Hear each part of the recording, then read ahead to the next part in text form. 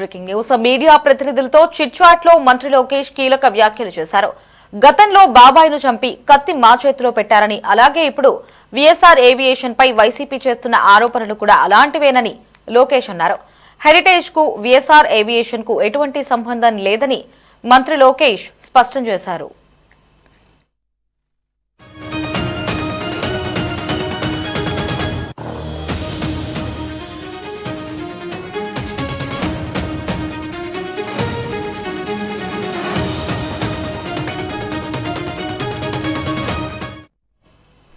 Heritage ఫిన్లీస్ అనేది 1996లో స్థాపించిన సంస్థ అని, 2022లో విఎస్ఆర్ ఏవియేషన్ హెరిటేజ్ ఫిన్లీస్ వద్ద ఫైనాన్స్ తీసుకుందని మంత్రి లోకేష్ అన్నారు. అనేక ఇతర సంస్థల మాదిరిగానే విఎస్ఆర్ కూడా ఫైనాన్స్ తీసుకుందని తెలిపారు. ఆ రోజు మేము అధికారంలోకి వస్తామని, మా ఎంపీ ఏవియేషన్ మంత్రి అవుతారని, అజిత్ పవార్ విఎస్ఆర్ ఫ్లైట్ ఎక్కుతారని, అది యాక్సిడెంట్ కు గురవుతుందని మేమేమైనా కలగన్నామా అని లోకేష్ ప్రశ్నించారు.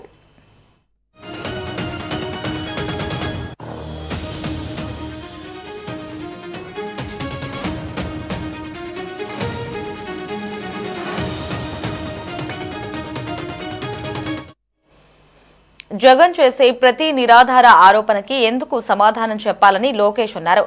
క్లారిటీ ఇవ్వాల్సిన అవసరం ఉన్న ప్రతి ప్రశ్నకు ధీటైన సమాధానం చెబుతామని స్పష్టం చేశారు. విఎస్ఆర్ ఏవియేషన్ వ్యవహారంపై పూర్తి వివరాలు అందిస్తానని లోకేష్ తెలిపారు.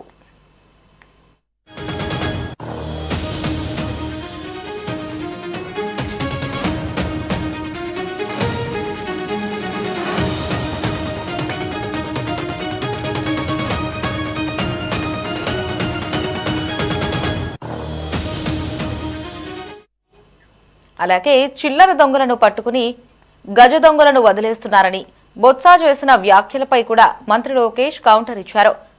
జగన్ గజ దొంగ అని, అతన్ని పట్టుకోమని బొత్స చెబుతున్నారా అని ప్రశ్నించారు. సిట్ విచారణలో తేలింది అంతా అదే కదా అని లోకేష్ వ్యాఖ్యానించారు.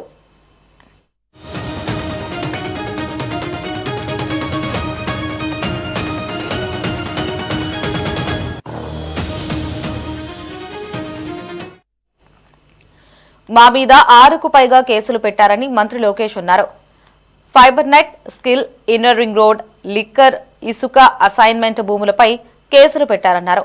ఛార్జిషీట్ దాఖలు చేసేటప్పుడు కాంపిటెంట్ అథారిటీ నుంచి ఆమోదం పొందాలని, మంత్రులకు అయితే గవర్నర్, ఎమ్మెల్యేలైతే స్పీకర్ దగ్గర పర్మిషన్ తీసుకోవాలన్నారు.